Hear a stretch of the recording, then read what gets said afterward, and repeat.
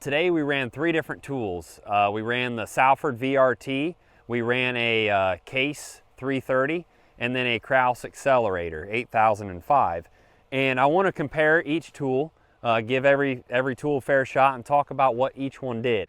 But where I'm standing is where we ran the Case 330. So the goal here was to kind of chop up some stalks, get some dirt thrown up on the stalks so that they wouldn't blow away, and then potentially be able to plant back into this in the spring. And so this is where the 330 ran, and it did a pretty decent job of knocking down stalks, laying them flat, but I think there's a lot of loose stuff on top. It didn't really do much mixing of the soil. I think most guys are definitely not going to be able to plant into this. Of course, that is a disc, so the blades, the concave on that blade is pretty aggressive. And if you look across here, right here's the pass, there's a lot of residue and not a whole lot of black soil on top. So again, we weren't going real deep. There you can kind of see a hard pan layer that was created from that disc dragging sideways across the dirt. So it did an okay job probably for a fall disc, but it's going to take a lot to be able to plant into that. So from here, we're going to walk through some scenarios of the VRT. All right, so I want to show you guys, this is one of our first passes right here. You can still see the corn row if you look down there. We weren't set super aggressive yet, probably at like 6 degrees. We were just getting started. And you know, with these Salfords and the way that they can chatter and break compaction, when you do run blades at an angle and there's some moisture, you can see we ran a blade here and here. But I want to show you what's a little bit different about the Salford.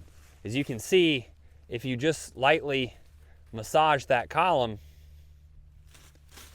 it's non-existent. It's not hard. It gets shattered whenever you run across there.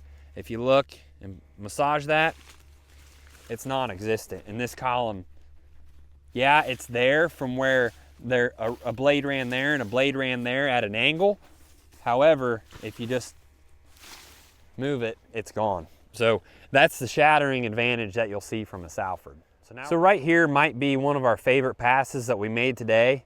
I think we had the basket on roughly 700 PSI. The basket is very responsible for our side-to-side levelness, and we had it set somewhere around 11 degrees of angle and probably about 4 inches deep. But you can see across here, we've got a lot of dirt movement.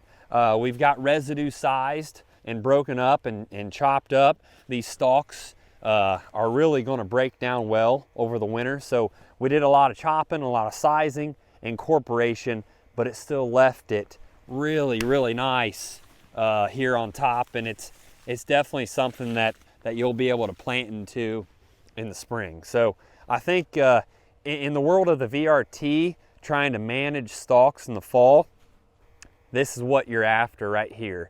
And I think a big part of this is also that Yetter Devastator, being able to run at a slight angle and run the straight blades against those stalks when they're flat. So really nice look out of the VRT on this pass. We'll go show you a couple other passes where we had different adjustments, just to show you what that tool's capable of doing. All right, so where we're standing is where the Krause 30-foot accelerator ran. That's the tool that the customer currently has today. And that's why he's looking at the VRT, something just a little bit more versatile.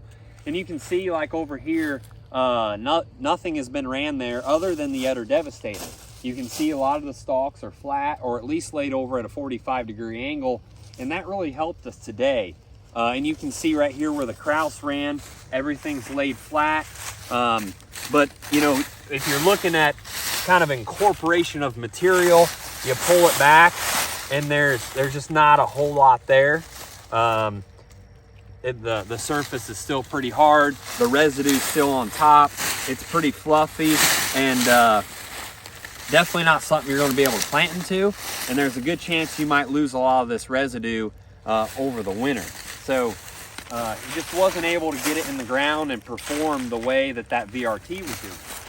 So let's come up here, and when we dug these stalks back and pulled all this residue back, I wanted to show you guys what you can typically get. You know, I showed you a column over there from the Salford at the heavy angle, they just flicked apart, which the top one of that one just did.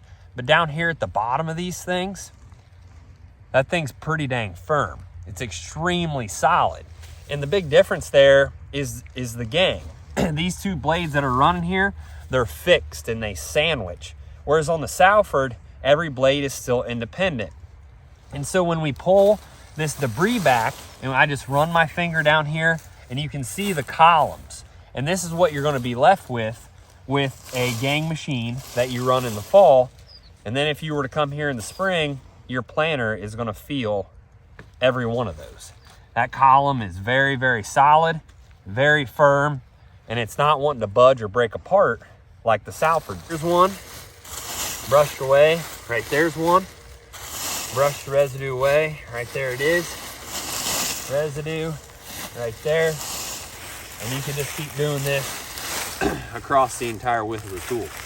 You know, if you were to drive across this or walk across it, you know, you're gonna feel that. And you can see they're only going maybe 1.5 inches, maybe 2 inches. So you're definitely not gonna be able to get the look that we're seeing over there with the VRT. So that's what we were doing today. Kevin had us down here, down south of Richmond, and we demoed the 20-foot Halo VRT against a Case 330 and a Krause accelerator. So we're just showing you guys what we found today to help you guys make some decisions about tillage tools on your operation. So that's what we're doing today. Thanks for tuning in.